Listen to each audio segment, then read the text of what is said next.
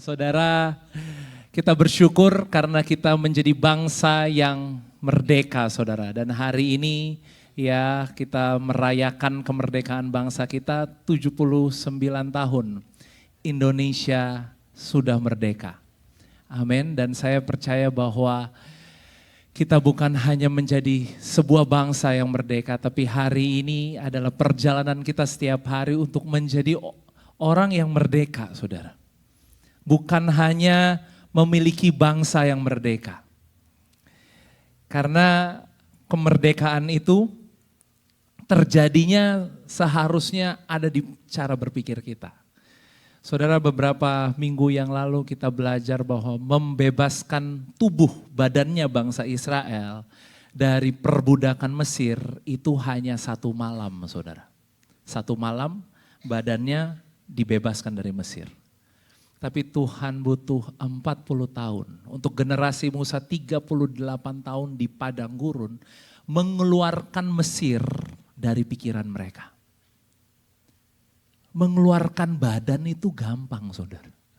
Tapi mengeluarkan cara berpikir Mesir, pola pikir Mesir, budaya Mesir, cara pandang Mesir, pengejaran orang-orang Mesir dari pikiran orang-orang Israel, itu perlu perjalanan panjang 40 tahun. Sehingga hari ini kita mau merenungkan hal ini untuk benar-benar menjadi orang-orang yang merdeka. Saudara-saudara, mungkin ini bukan kabar yang baik gitu ya. Nanti ada kabar baiknya. Kabarnya adalah gini, semua yang ada di dunia ini, semua yang ada di bawah langit ini, saudara, judulnya adalah perbudakan. Kenapa saya bilang perbudakan? Coba kita renungkan, ada contoh cerita, ada seorang anak muda. Waktu dia sekolah ya dia berpikir, waduh aku nih ada jam pulang, harus pulang jam segini sama orang tuaku, aku gak boleh pulang malam-malam gitu ya. Dan suatu hari dia bebas dari orang tuanya. Ya, dia bebas, dia mungkin kuliah di luar kota dan lain-lain gitu ya saudara. Karena dia gak biasa dapatkan kebebasan, dia pikir itu kebebasan. Setelah itu anak itu diperbudak oleh pergaulannya dia. Anak itu berpikir dia bebas, tapi sebenarnya bukan bebas, dia hanya berganti tuan. Dalam hidup ini kita juga misalnya kita berpikir, saudara yang mungkin butuh berkat finansial gitu ya. Aduh, saya ada di perbudakan kemiskinan. Gitu ya saudara. Perbudakan kemiskinan berarti pengennya apa saudara? Kaya, bener gak? Saudara, terus saudara kaya. Apakah setelah kaya saudara bebas? Ganti saudara, namanya perbudakan kekayaan. Jadi dalam hidup ini tidak ada yang benar-benar kemerdekaan. Contoh, yang single-single, pengen punya pacar. Ya, pengen punya pacar. Kalau punya pacar hidup saya merdeka. Waduh, apakah punya pacar hidup merdeka? Beda saudara, ganti perbudakan ya. Setelah itu ya mungkin menikah gitu ya. Menikah hidup saya merdeka. Ya kita jawab saja dalam hati yang sudah menikah ya. Setelah itu punya anak, mungkin dengan punya anak saya merdeka. Merdeka? Kita bekerja karyawan biasa. Pulang jam 4 sore. Waduh Tuhan, aku pengen naik jabatan. Biar aku merdeka gitu kan. Saudara, begitu dia naik jabatan, apakah pulangnya lebih cepat? Enggak, jam 6 sore saudara. Oh, kayaknya aku harus lebih bebas lagi. Aku minta kebebasan Tuhan. Naik jabatan, apakah tanggung jawab lebih sedikit? Saudara, setiap kemenangan itu diikuti oleh tanggung jawab. Setiap jawaban-jawaban doamu itu diikuti oleh tanggung jawab.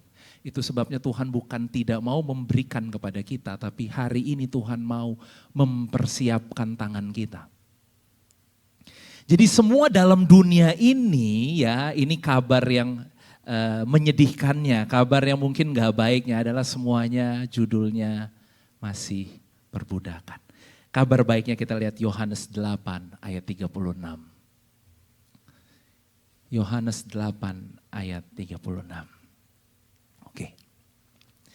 Kita baca sama-sama. Jadi, apabila anak itu memerdekakan kamu, kamu pun benar-benar merdeka. Jadi, Yohanes 8 ayat 36, ini kesimpulan dalam hidup. Apabila anak Yesus memerdekakan kita. Kita merdeka bukan dengan kekuatan kita sendiri. Amin. Kita dimerdekakan. Dan dikatakan ini kabar baik. Kita benar-benar merdeka. Berarti ada merdeka yang gak benar-benar merdeka, saudara. Merdeka sih, statusnya merdeka.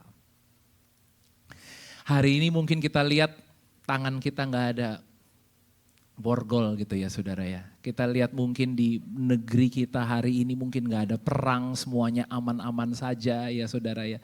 Tapi saudara, untuk kata-kata tadi, jika anak memerdekakan kamu, kamu benar-benar merdeka. Artinya hanya ada satu kemerdekaan yang sempurna saudara. Hanya ada satu kemerdekaan yang benar-benar membuat kita bebas hari ini. Dan itu diberikan kepada kita. Siapa yang memerdekakan kita? Yesus. Kita bersyukur hari ini karena kita punya anak. Hanya Dia yang bisa memerdekakan kita. Galatia 5 ayat 1. Galatia 5 ayat 1.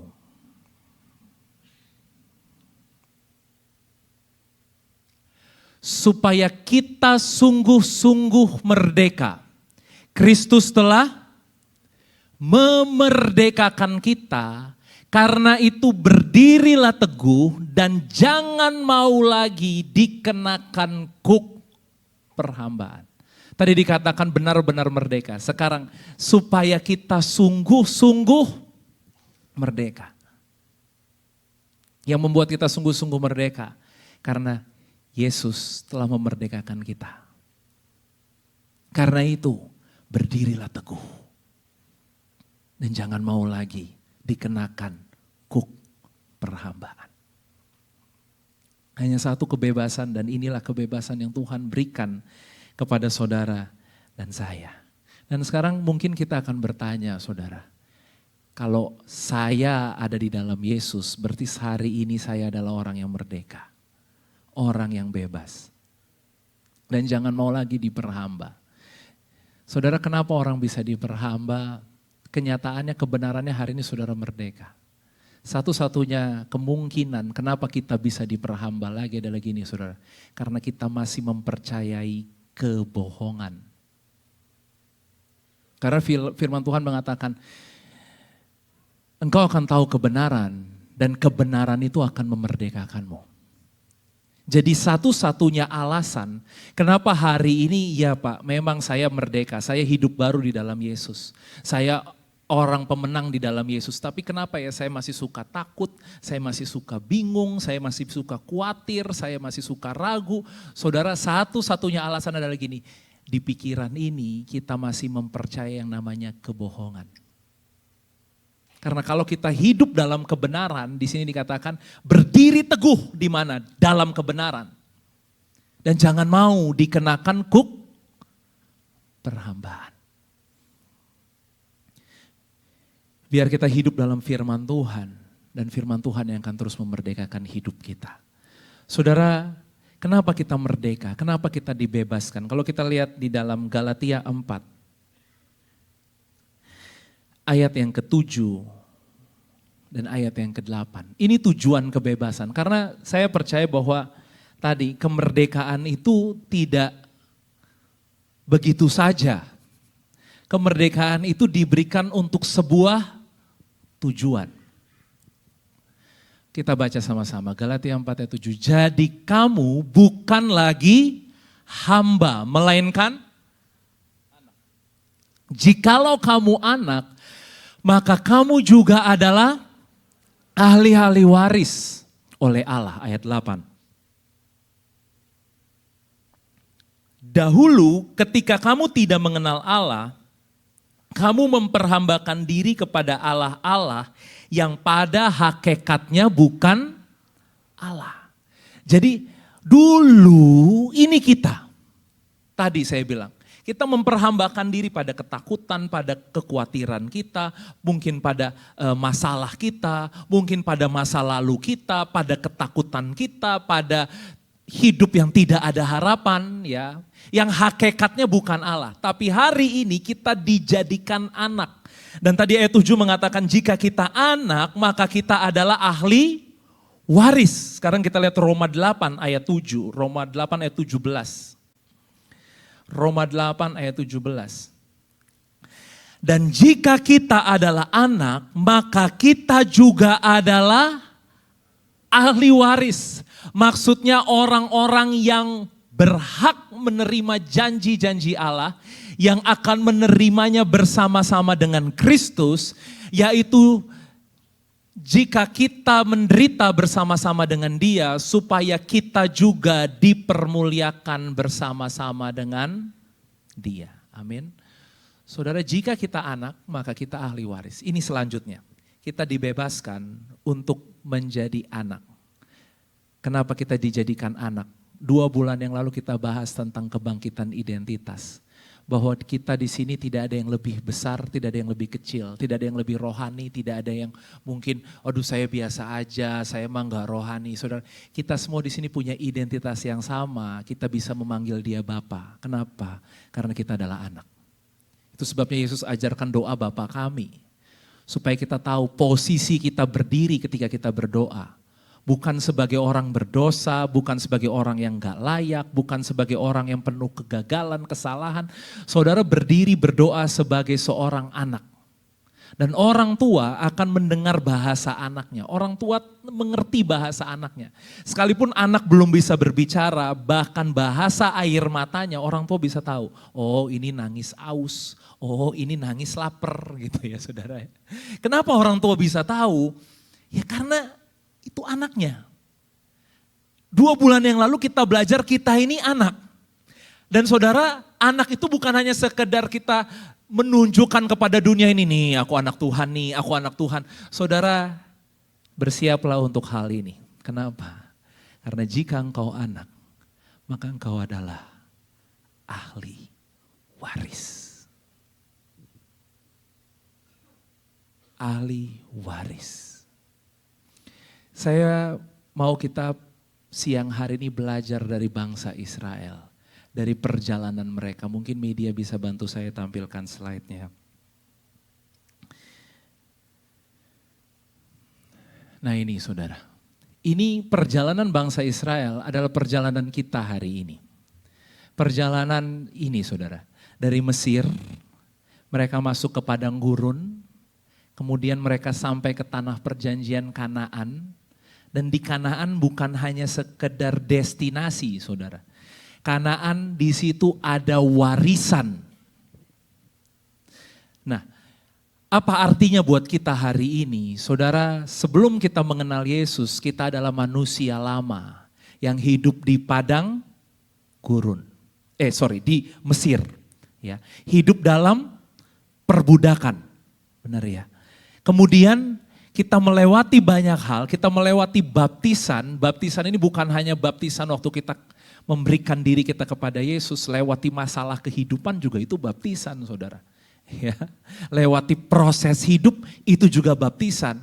Ya, kita melewati baptisan sehingga hari ini kita masuk ke Kanaan. Kanaan berbicara manusia baru. Jadi siapa yang ada di dalam Kristus, ia adalah ciptaan yang baru. Yang lama sudah berlalu, sesungguhnya yang baru sudah datang. Inilah hidup kita hari ini. Hari ini kita ada di mana saudara? Kita ada di Kanaan. Amin. Tapi gak berhenti di Kanaan. Kenapa? Karena di Kanaan ada yang namanya warisan. Warisan mungkin bisa kita artikan hari ini sebagai potensi yang Tuhan berikan di dalam kehidupan saudara dan saya.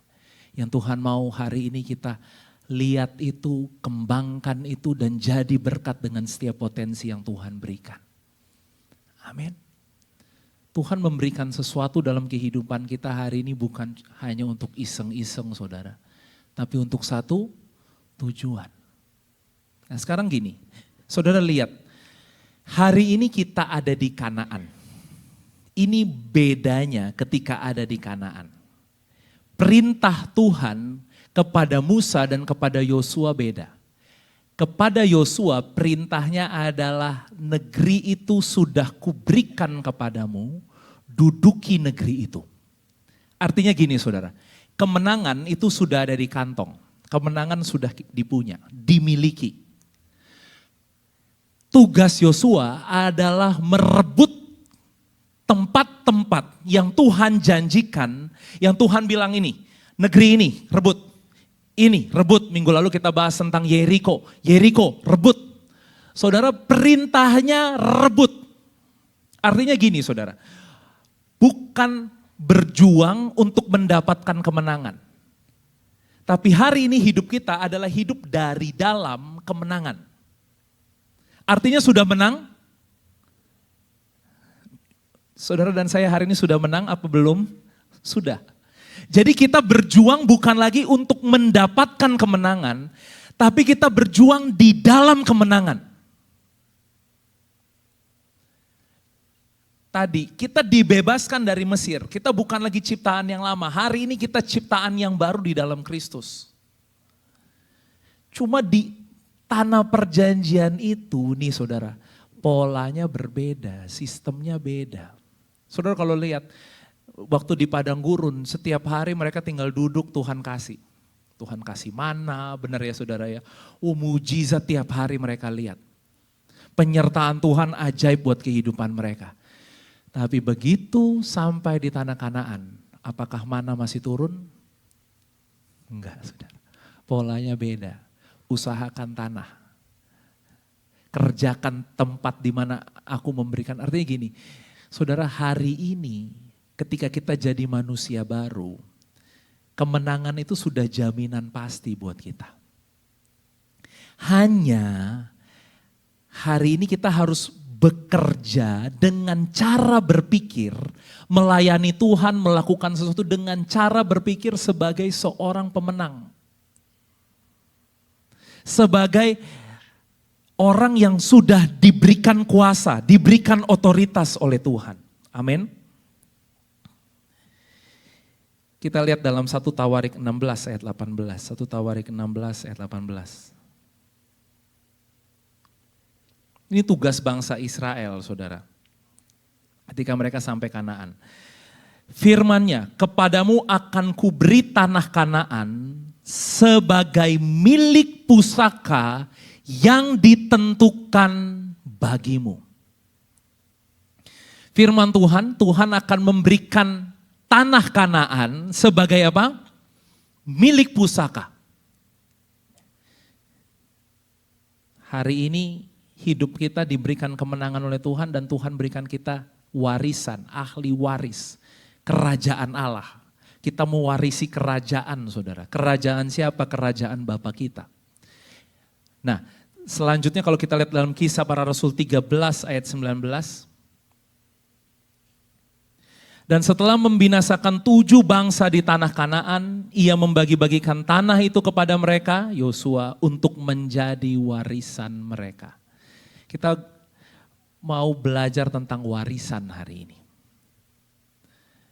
Di tempat kemenangan kita, sebagai ciptaan yang baru, di dalam identitas kita, di dalam Yesus hari ini, kita punya yang namanya warisan, saudara. Dan apa yang Tuhan mau kita lakukan dengan warisan ini ya. Saudara kalau kita lihat di dalam Yosua 1 ayat yang kedua. Hambaku Musa telah mati, sebab itu bersiaplah sekarang seberangilah sungai Yordan ini, engkau dan seluruh bangsa ini menuju negeri yang akan kuberikan kepada mereka, kepada orang Israel itu. Artinya gini, musimnya telah berlalu. Hari ini kita ada di musim yang baru sebagai pemenang, sebagai ciptaan yang baru. Tadi orang yang dimerdekakan. Kita hari ini menjadi anak Tuhan. Ya, Musa telah mati. Bersiaplah sekarang, seberangilah sungai Yordan. Kita lihat ayat yang ketiga, lihat perintah yang Tuhan kasih saudara. Yosua 1 ayat 3, setiap tempat yang akan diinjak oleh telapak kakimu, kuberikan kepada kamu. Seperti yang telah kujanjikan kepada Musa. Janjinya dahsyat. Pokoknya tempat di mana engkau ada, itu milikmu. Waduh. Hebat gak saudara? Luar biasa ya. Ini polanya Kanaan nih. Setiap tempat yang diinjak itu milikmu. Kenapa? Karena negeri itu aku sudah janjikan kepada Musa. Ayat 4. Dari padang gurun dan gunung Libanon yang sebelah sana itu sampai ke sungai besar yakni sungai Efrat. Seluruh tanah orang Het sampai ke laut besar di sebelah matahari terbenam. Semuanya itu akan menjadi daerahmu. Ayat 5. Nih kita seneng nih kalau lihat kayak gini nih. Seorang pun musuh tidak akan dapat bertahan menghadapi engkau seumur hidupmu. Kepada Yosua ya. Seperti aku menyertai Musa, demikianlah aku akan menyertai engkau.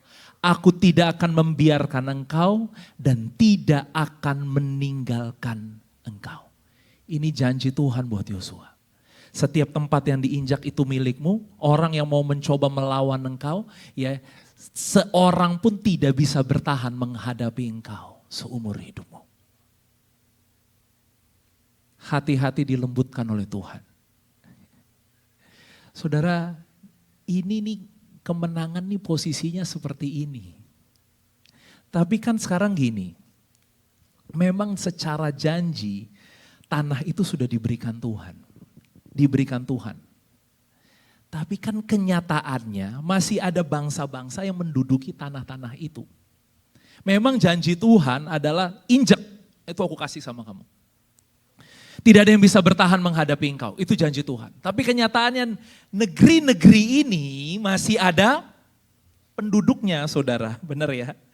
Tapi perintah Tuhan tidak berubah.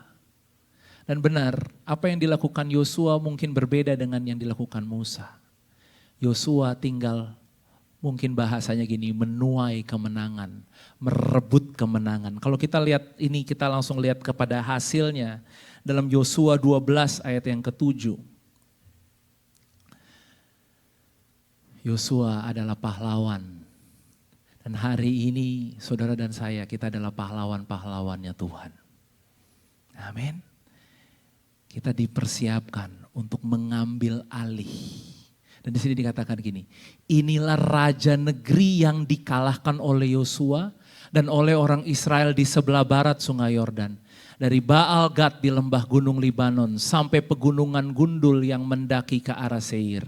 Negeri ini diberikan Yosua kepada suku-suku Israel menjadi miliknya menurut pembagiannya. Ayat 8. Di pegunungan, di daerah bukit, di Araba Yordan, di lereng gunung, di padang gurun dan di tanah Negeb, yakni di negeri orang Het, orang Amori, orang Kanaan, orang Feris, orang Hewi, dan orang Yebus. Kita lompat ke ayat 24. Itu nanti ada list raja-rajanya ya, raja negeri ini, itu semua dikalahkan satu-satu. Tadi, tidak ada seorang pun dapat bertahan melawan engkau.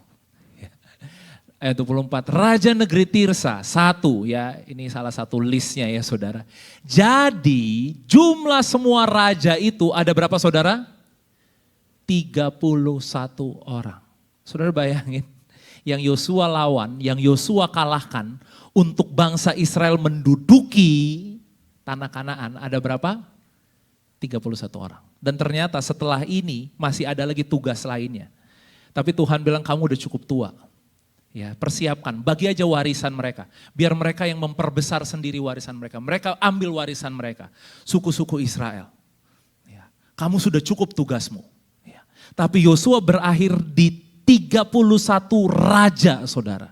Dia kalahkan. Siapa Yosua? Apakah dia orang yang terlatih dalam berperang? Dia hanyalah orang yang menerima perintah Tuhan hari itu. Untuk tadi, injak, negeri ini sudah kuberikan kepadamu. Saudara, mungkin ini satu pencapaian yang luar biasa. Kenapa? Karena bagaimana dia bisa mengambil alih semua tempat yang Tuhan berikan. Saudara, hari ini tahukah kita bahwa Tuhan mau kita mengambil alih. Mengambil alih itu bukan dalam arti yang negatif ya saudara ya. Kalau saudara ada di kantor di mana saudara berada hari ini, ambil alih kantormu. Jadikan kantormu itu wilayah kerajaan Allah. Di mana di situ Tuhan ada kebenaran, ada damai sejahtera dan ada sukacita. Kalau engkau ada di rumahmu hari ini, ambil alih rumahmu. Jangan mau saudara kita dibikin bulan-bulanan sama iblis gitu ya saudara ya. Maksudnya apa? Ntar tiba-tiba iblis muncul di kamar mandi, iblis muncul di dapur gitu ya. Terus kita ketakutan. Ketakutan, karena kita ketakutan kita jual rumahnya gitu saudara. Itu namanya gak ambil alih. Ambil alih, ada iblis di mana sini, mana kamu ya. Lihat saya, kamu pergi. Pergi, itu ambil alih namanya saudara. Nah hari ini kita punya kemenangan yang seperti itu dalam hidup kita loh. Kita gak bisa terus merasa kalah dengan keadaan, aduh Pak, masalah saya terlalu berat, hidup terlalu sulit. Saudara, hari ini Tuhan berikan kita kemenangan, bukan hanya untuk kita duduk-duduk tenang-tenang dan bilang, wah aku sudah menang. Saudara, hari ini Tuhan mau kita ambil alih. Yosua masih punya tugas. Yosua bukan sampai di tanah Kanaan dan cerita selesai. Sampai tanah Kanaan, udah gak ada, itu akhir kehidupanmu. Tidak saudara. Sampai di tanah Kanaan, tugasnya masih berlanjut, rebut satu-satu. Amin. Sehingga hari ini mungkin tadi saya katakan kita adalah orang-orang yang menang. Tapi kenyataannya kenapa hari ini saya masih menghadapi masalah ya Pak? Kenapa hari ini saya masih menghadapi keadaan yang sulit ya? Padahal Tuhan sudah berikan semua kemenangan yang kita butuhkan untuk kehidupan kita hari ini. Kita bukan melihat sebagai orang yang kecil, wah gak mungkin nih, sulit nih. Enggak saudara. Kita hari ini lihat sebagai pemenang. Karena kita sudah mendapatkan kemenangan itu di dalam Yesus. Sekarang untuk mengambil alih, merebut warisan tadi yang dikatakan potensi yang Tuhan kasih. Ya, ada 4 hal yang kita perlu perhatikan. Apa yang harus kita lakukan saudara? Untuk mengambil warisan yang Tuhan sudah berikan. Saudara percaya bahwa kita ini ada di gereja, ini duduk di gereja, bukan hanya untuk duduk setiap hari Minggu saja di gereja. Kita sedang dilatih dengan firman Tuhan setiap hari. Makanya kan dikatakan latihan badani terbatas gunanya. Tapi ibadah mengandung janji. Saudara, hari ini yang kita lakukan ini latihan rohani. Kenapa? Karena cara berpikir kita lagi dilatih oleh firman Tuhan. Untuk mengambil alih, untuk berkuasa. Masuki tanah Kanaan sebagai pemenang saudara. Bukan sebagai orang yang ragu, orang yang kalah gitu loh. Saudara siap menjadi pemenang? Tadi ya, bukan hanya labelnya pemenang, tapi benar-benar pemenang. Bukan hanya labelnya orang merdeka, tapi benar-benar merdeka. Amin. Banyak saudara, kalau cuma label-label doang tuh banyak saudara. Ya. Tuhan Yesus satu kali berjumpa dengan Nathanael dan dia bilang gini, ini orang Yahudi yang sesungguhnya. Kenapa? Tidak ada kepalsuan di dalam dirinya. Kenapa Tuhan Yesus katakan dia orang Yahudi yang sesungguhnya? Berarti ada orang Yahudi yang cuma namanya doang orang Yahudi hari itu. Kenapa? Ya lawan katanya aja karena banyak kepalsuan. Bisa nggak dunia ini mengatakan ini orang Kristen yang sesungguhnya? ini anak Tuhan yang sesungguhnya. Saudara, simpel aja sederhana. Karena tidak ada kepalsuan. Karena hari ini kita bukan hanya ngomong pemenang. Tapi pulang gereja galau lagi, bingung lagi gitu ya saudara. Benar-benar pemenang. Amin. Orang mungkin bikin kita tersinggung tapi kita pemenang. Kasih kita lebih besar. Amin. Keadaan mungkin pengen bikin kita takut tapi iman kita lebih besar. Amin. Benar-benar merdeka. Apa yang harus kita lakukan untuk merebut warisan? Kita lihat dalam Yosua 1 tadi terus kita lanjutkan ya saudara ya. Ayat yang ke-6.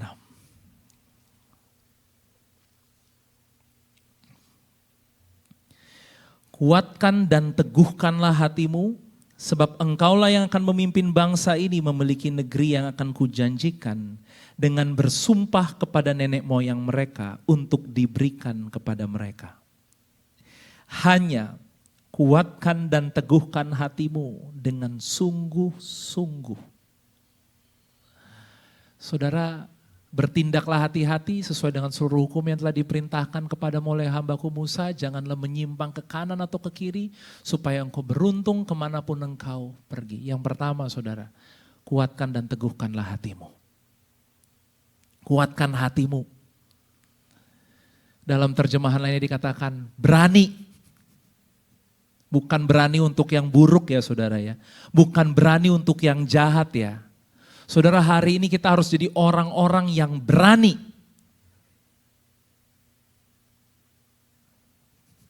Mungkin sederhana kelihatannya. Tapi kadang-kadang keadaan membuat kita jadi tawar hati. Keadaan membuat hati ini jadi kecut, hati ini jadi lemah.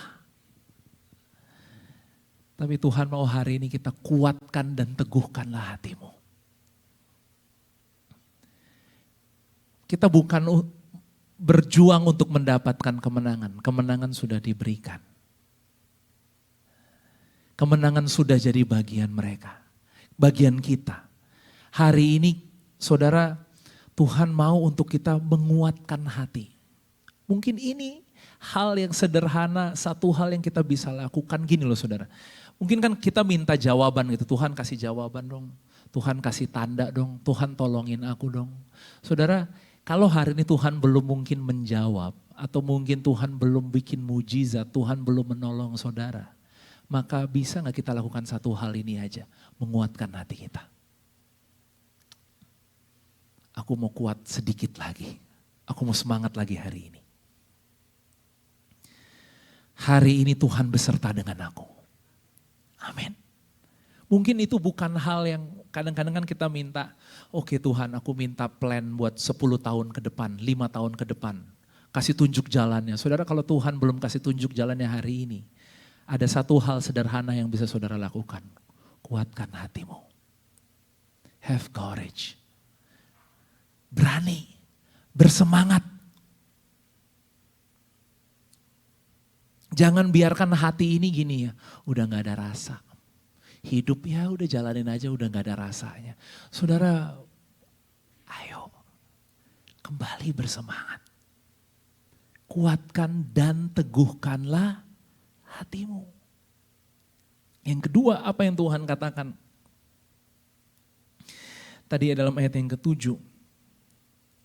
Bertindaklah hati-hati sesuai dengan seluruh hukum yang telah diperintahkan kepadamu oleh hambaku Musa. Saudara, yang kedua adalah bertindaklah hati-hati. Sesuai dengan apa? Firman, artinya gini, jaga langkahmu setiap hari untuk langkahmu sesuai dengan firman Tuhan. Saudara tahu orang yang hati-hati? Ya, kalau misalnya ada orang tidur gitu ya, kita lagi lewat, tiba-tiba mungkin teman kita bilang gini, "Shh." Berarti jalannya kayak gimana saudara? Apakah kakinya dibanting-banting? Enggak, kita Kita jalan pelan-pelan, hati-hati. Saudara, Tuhan mau hari ini kita hati-hati dalam melangkah. Mungkin kita kan pengennya gini, A atau B. Tuhan kasih tahu dong, A atau B. Kadang-kadang Tuhan gak jawab A atau B. Tuhan hanya mau setiap langkah kita disesuaikan dengan apa yang firman Tuhan katakan. Kalau firman Tuhan katakan jangan takut, ya jangan takut. Kalau firman Tuhan katakan murah hati seperti Bapamu murah hati, ya murah hati seperti Bapamu murah hati. Amin. Kalau firman Tuhan katakan mengampuni, mengampuni. Amin. Firman Tuhan katakan mengasihi, mengasihi. Itu caranya hati-hati saudara. Bukan apa-apa curigaan gitu ya, jangan-jangan gitu ya. Ketemu misalnya ada tawaran bisnis gitu ya.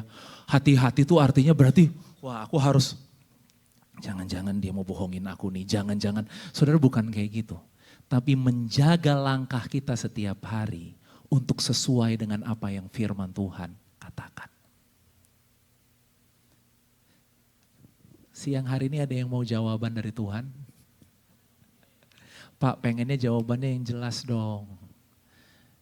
Ya, kasih nama gitu ya.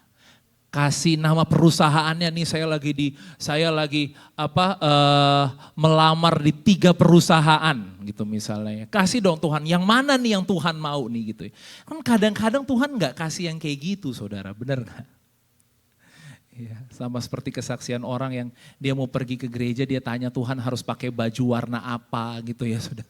Kadang-kadang Tuhan nggak ngomong yang kayak gitu. Tuhan ngomong dengan firman-Nya dia saudara, supaya hari ini langkah kita disesuaikan dengan firman. Amin. Makanya saudara kalau ada orang nubuat-nubuat, ya kita juga harus hati-hati, kita harus menguji nubuat itu gitu ya. Kenapa? Nubuat itu sesuai dengan firman apa enggak? Karena kalau udah enggak sesuai dengan firman, kadang-kadang itu bukan nubuat, dibuat namanya saudara. Ya. Kan tapi manusia kan pengennya yang kayak gitu, yang langsung jelas. Ya, lama nih kalau datang ke Tuhan Yesus ke dukun aja deh. Dukun lebih jelas gitu kan. Jawabannya A atau B. Tuhan memang gak kasih jawaban yang jelas A atau B saudara. Tapi Tuhan mau langkah kita setiap hari diselaraskan dengan firman Tuhan. Ini gak enak. Gak cepet nih.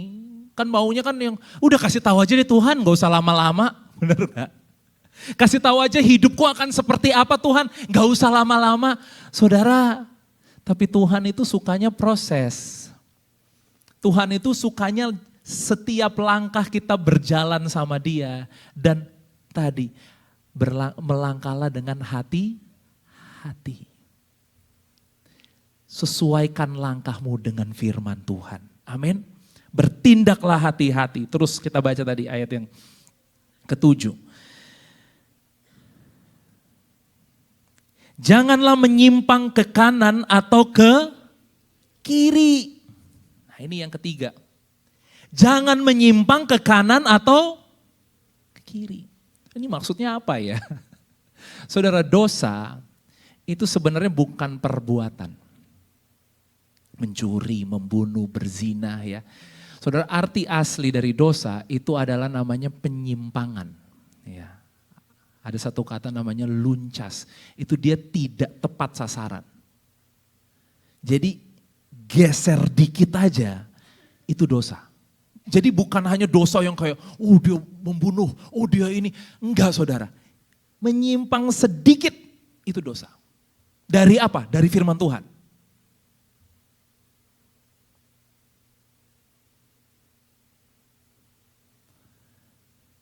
Kita harus jaga supaya kita jangan menyimpang ke kanan dan ke kiri. Beberapa minggu yang lalu kita merenungkan satu firman Tuhan. Sekarang gini, apa sukses menurut saudara? Coba. Sukses. Saudara, kata sukses aja itu, cara berpikir kita itu bisa nyimpang loh saudara. Wah, kok dosa di situ? Iya. Suksesnya kita bisa beda sama suksesnya Tuhan. Itu udah dosa nggak? Itu udah dosa, saudara. Bersyukur hari ini Tuhan gak hitungin dosa kita kayak guru yang hitungin raport ya saudara ya. Kenapa? Karena dosa kita sudah dihapuskan. Tapi manusia daging ini masih kadang-kadang tadi cara berpikir Mesir nih masih beloknya dikit aja gitu tadi. Misalnya sukses untuk membuktikan diri sama orang. Supaya lihat nih, gue bisa sukses kayak lu. Saudara, sukses sih dia. Kalau manusia dunia ini cuma lihat buahnya aja, hebat ya dia sukses ya. Tapi saudara, hatinya siapa yang tahu? Kan gak ada yang tahu. Kita bisa loh buat baik sama orang, sukses gak? Sukses. Tapi hati kita ketika berbuat baik sama orang, ada yang tahu gak? Misalnya hati kita menyimpang dikit aja. Supaya besok lebih perhatian dong sama gua gitu misalnya gitu ya saudara. Nyimpang dikit aja, ya itu udah dosa. Ya. Jadi bukan hanya harus saya nggak mencuri gitu ya, saya nggak berbohong. Ya, ini kan kadang-kadang nih suka agak belok dikit lah saudara. Kenapa? Karena kalau kita salah mengartikan, contoh tadi sukses, kita salah mengartikan, oh sukses tuh gaji nambah, jabatan naik, ya besok kamu di kantor, oh semua apa-apa proyek dikasih ke kamu. Menurut dunia kan itu kan saudara. Nanti yang jadi pengejaran kita itu, yang jadi nilai kita itu, menyimpang gak dari apa yang Tuhan bilang? Menyimpang. Karena identitas kita pindah dari kita anak menjadi kepada apa yang kita lakukan. Identitas kita berpindah kepada penilaian manusia. Dan kita pikir kalau kita dapatkan itu, wah ini sukses yang Tuhan janjikan. Jangan-jangan itu bukan sukses yang Tuhan janjikan. Tadi saya katakan saudara. Yang kita pikir sebuah kebebasan, ternyata mungkin masih suatu perbudakan. Karena memang di bawah dunia ini apapun yang diinginkan manusia. Makanya Salomo bilang gini, semuanya di bawah kolong langit ini sia-sia. Kenapa dia bisa bilang sia-sia? Karena kita harus menemukan dalam semuanya tuh nilai yang kekal saudara. Bukan nilai yang sementara. Ini Tuhan ulangin sama Yosua dan bilang hati-hati ya, jangan nyimpang kanan dan ke kiri. Pokoknya Musa bilang apa, lakukan itu. Terus kita baca ayat 7 tadi. Janganlah menyimpang ke kanan atau ke kiri supaya engkau beruntung kemanapun engkau pergi. Dulu kita sering bahas ini, saudara bahasa Inggrisnya dikatakan gini, and you shall make your way prosperous. Kamu akan membuat perjalananmu, langkah-langkah hidupmu berhasil. Waduh, ternyata yang buat langkah hidup berhasil itu bukan Tuhan saudara. Kalau di ayat ini benar nggak? You shall make your way prosperous. Kita akan membuat perjalanan kita berhasil. Kalau apa? Kita tidak kecut dan tawar hati. Kita bertindak hati-hati, tidak menyimpang ke kanan dan ke kiri. Jadi kalau nggak berhasil, jangan salahin Tuhan. Benar nggak? Tuhan kok nggak berkatin sih apa yang aku buat? Hati-hati, karena gini nih, kenapa hati-hati? Bagus nih saudara, kata hati-hati ini tipis nih saudara. Kita pikir ini Tuhan padahal bukan yang Tuhan mau yang kayak gitu. Kita pikir dengan punya banyak uang, kita berhasil menurut dunia itu Tuhan, padahal mungkin Tuhan maunya kita belajar setia mungkin dengan melakukan kebenaran, sekalipun mungkin yang kita dapat tidak besar. Benar nggak? Tapi kan ini hal yang setiap hari saya percaya inilah perjuangan kita. Inilah yang tadi dikatakan Yosua diperintahkan untuk merebut tanah Kanaan. Hari ini kita semua berjuang sebagai pemenang saudara. Kita adalah orang-orang yang menang. Tapi perhatikanlah hal ini. Dan yang keempat yang terakhir. Kita lihat ayat 8. Janganlah engkau lupa apa? memperkatakan kitab Taurat ini.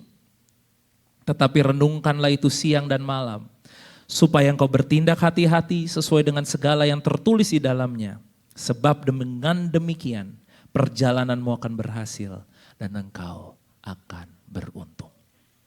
Saudara, firman yang kita miliki hari ini mulailah diperkatakan. Amin. Suami-suami, mulailah perkatakan firman buat istrimu. Istri-istri, mulailah perkatakan firman buat suamimu. Jangan nanti kalau suaminya ngomong firman, istrinya ngomong firman, diledekin gitu. Kamu rohani banget sih.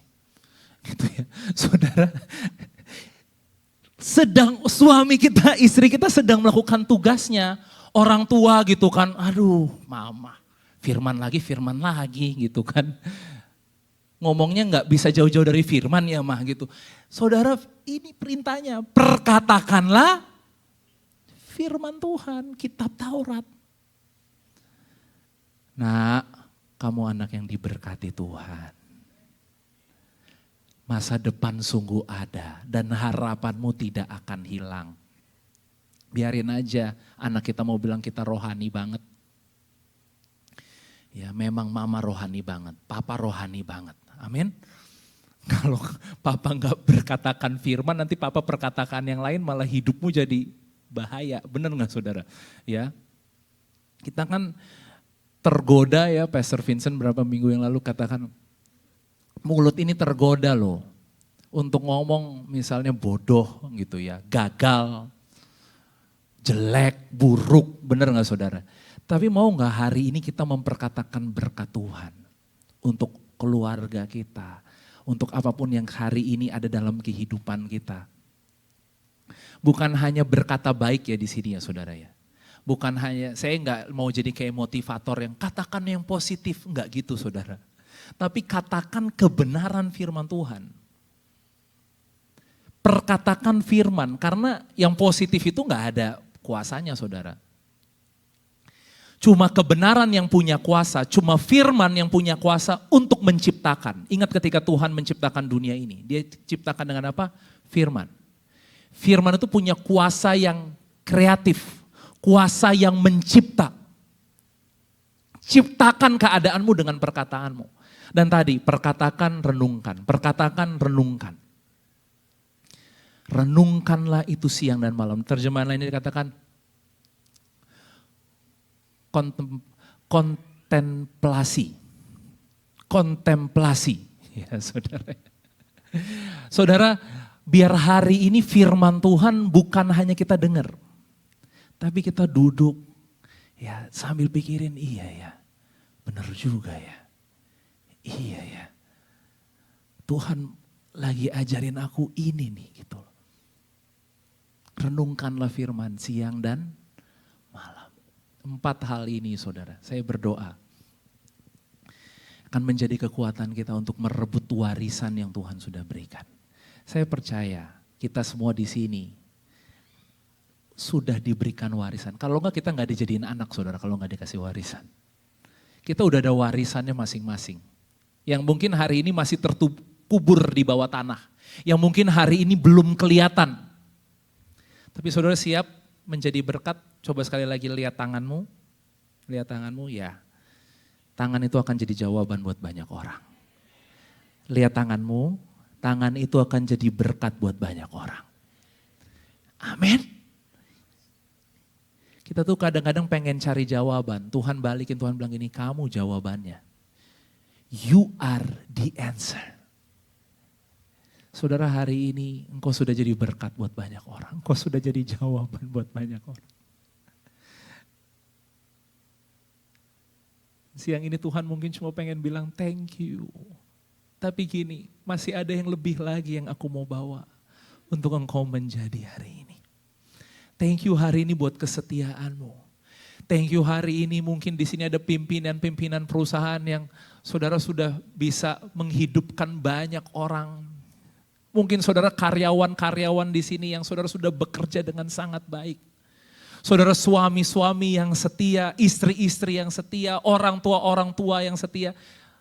Thank you, tapi Tuhan bilang gini masih ada banyak tanah yang aku akan berikan yang harus engkau ambil alih hari ini. Amin. Dunia apapun saudara ambil alih hari ini. Yang Tuhan percayakan dalam hidup kita ya. Jangan rasa kecil, jangan rasa aku gak bisa. Makanya saya bilang ya saudara, ini praktisnya. Kalau di 2 bulan ini akan ada banyak kesempatan datang dalam kehidupanmu. Jangan kita mundur, jangan gini, tadi kecut dan tawar hati. Bisa jadi itu pintu yang Tuhan sedang bukakan dalam kehidupanmu. Ayo maju, masukin dong pintu itu. Amin. Tuhan menyertai kita semuanya. Biar hari ini kita benar-benar merdeka. Boleh sekali lagi katakan merdeka. Sekali lagi katakan merdeka. Amin. Bukan cuma merdeka, benar-benar merdeka. Sungguh-sungguh merdeka. Mari kita bangkit berdiri bersama-sama.